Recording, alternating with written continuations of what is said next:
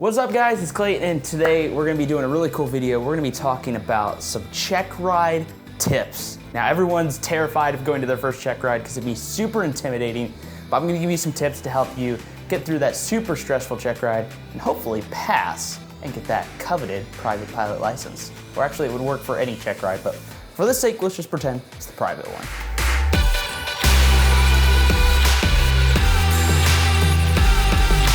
So going into your first ever Checkride is gonna be super intimidating. You don't know what to expect, and it's totally understandable that you're gonna be a little intimidated. So I kinda wanna give you guys some tips to help you kinda navigate through the Checkride and hopefully make it as less stressful and just easy as possible. For those of you who don't know, the Checkride is composed of two parts. You have the oral portion and the flying portion. So you'll first have a ground oral portion with your DP, and he will ask you questions. And the way it kinda works is it's more situational. It's not just like, tell me this exact number, this exact thing. He's gonna give you scenario-based opportunities for you to kind of explain what you're talking about. And then once you pass the oral portion, then you go up and you do the flying portion where you actually fly and do the maneuvers. So the first tip I'm gonna give you guys is gonna be pretty obvious, but it has to be said.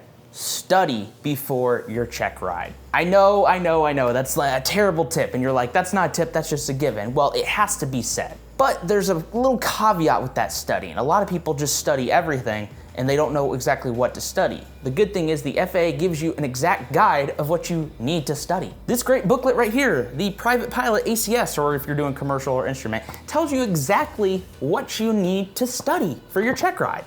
If you go through this booklet, it literally tells you everything your examiner is going to ask you about. So for example, one of the tasks your examiner is gonna ask you about is Task E, the National Airspace System, to know the types of airspace, airspace classes and associated requirements and limitations, charting symbology, special use airspace, special flight rules, areas, temporary flight restrictions, and other airspace rules. It's literally right here in the ACS. You can look it up and see exactly what they're gonna ask you about. So what I highly recommend is you go through the ACS when you're preparing for your Checkride and look over every single section and make sure you at least have some knowledge of every single section that your DPE is probably gonna ask you about. Granted, will they ask you about everything here? No, they won't. But it's good to go through and practice and look through and expect what they could ask you. Tip number 2, come prepared. When I say come prepared to a Checkride, there should be a couple things you should take with you. You should take your ACS if you have it, take all your books that you have that you studied with, and of course take your FAR aim. The reason I'm saying to have all this stuff with you is because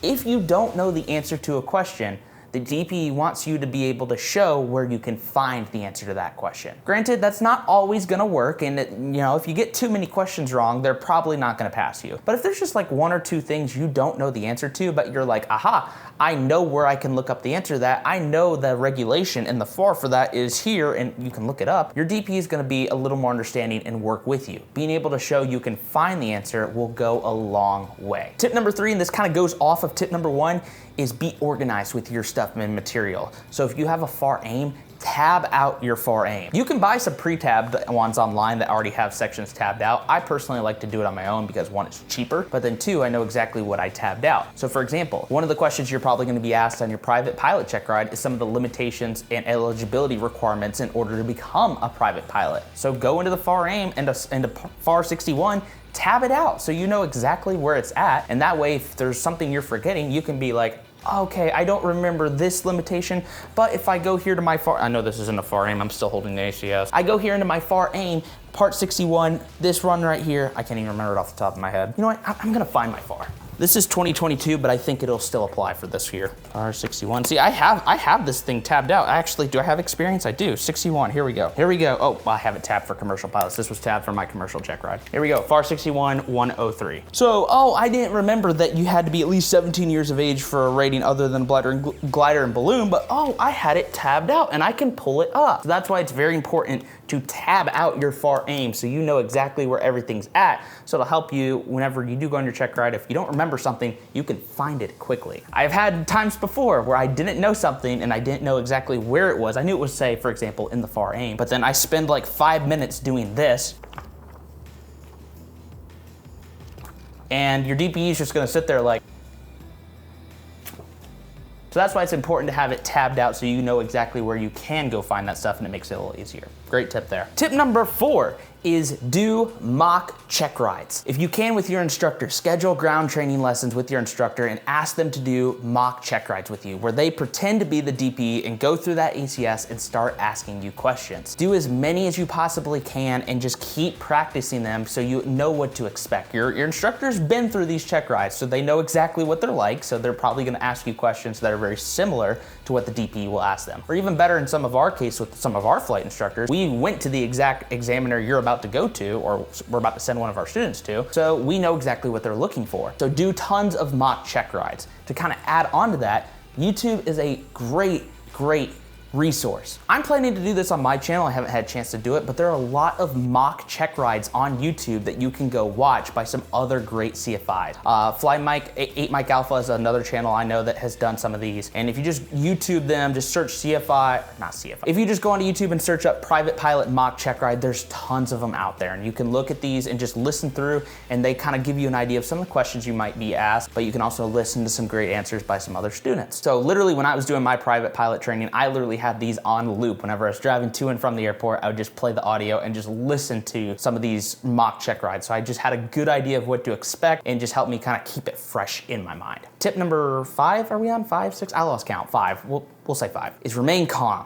I know, another total obvious one, but it's something a lot of people don't remember. The point of a check ride is they want to be very conversational. They want you to explain out and just talk what you know, but don't be stressed about it. It's not like some written test, just relax. The DP understands it's a very stressful time for you. It's something you've never really experienced before. So just relax, breathe, and think what you've been taught. Just remember and focus on your training. Remember back to what you've been taught. And that kind of leads into our 6th tip here. This is a big one. Don't say more than you need to. Now you're probably wondering, what the heck does that mean? It's very simple. If the DP asks you a question or if they set a scenario, answer the question to what they say, but don't talk more than what you need to. DPs love to pick up on little things that you might say incorrectly and then zoom in and kind of harp on that one error you make. So for example, let's say a DP is asking you about some medical factors to consider. What's something you might consider if you're not having a ton of oxygen? You could answer and say,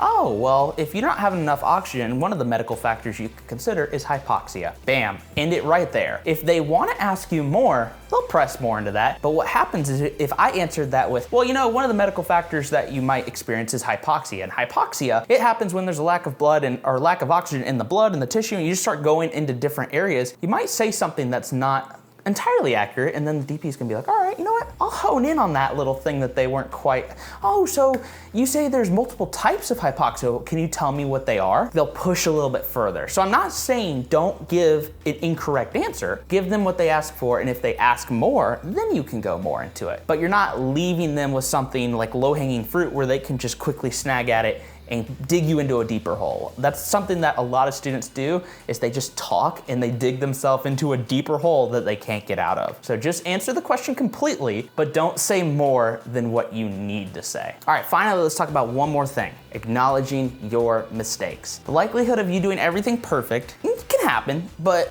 there's a strong chance you might not do everything perfect. So it's very important to acknowledge mistakes on our check ride. I'll give you an example. During my CFI check ride, which you guys already saw a video about, I talked about how I didn't fail my first time taking my CFI check ride, but one of the mistakes I actually made was on takeoff. I was supposed to demonstrate a soft field takeoff. And in a soft field takeoff in the Archer, you're supposed to add 2 notches of flaps. I caught it and I acknowledged that I did it incorrectly. And when I talked to the DP afterwards, he wasn't even gonna fail me for that because I acknowledged it. So catching a mistake and acknowledging that you made a mistake can show the DP you understand that that wasn't correct, and they're also more than likely gonna give you another chance to try to get it correct. Most DPs are pretty understanding, and as long as your mistake isn't hugely safety factor, just say like let's say you do like clearing turn, or not clearing turns, you do steep turns and you just barely go over your altitude or too low, go too high. If you acknowledge that and talk through while you're doing your check ride, some DPs will be pretty understanding and say, all right, that was a little too, you busted your altitude there. Why don't you give it another shot and give you a second chance? Will every DP be like that? Probably not, but acknowledging your mistake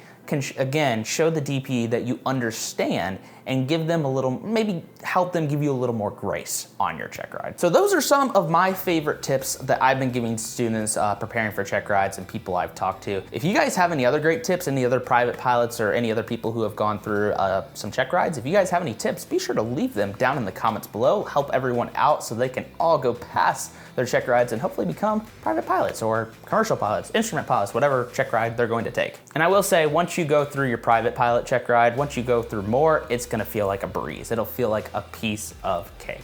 You'll become way more confident as you go through your check rides. But thank you guys so much for watching. I hope you guys enjoyed this video. I'm gonna have some more CFI training videos coming in the future. I haven't done one in a while, but we'll be going through those lesson plans some more in the future to help you guys prepare for CFI check rides. And we got some other great content coming up. Joe Knoll is next week, so we'll have an awesome RC video coming out soon from Joe Knoll, so look forward to that. Our video from last year, 2022, did awesome, so I got really high expectations for this year. I rented some camera gear and I'm hoping to go all out with it. Should be a fantastic video, so be on the lookout for that. That's all I got for you guys. I hope you guys enjoyed this video. I hope you guys have a great day, and I'll see you guys in the next video. Peace out.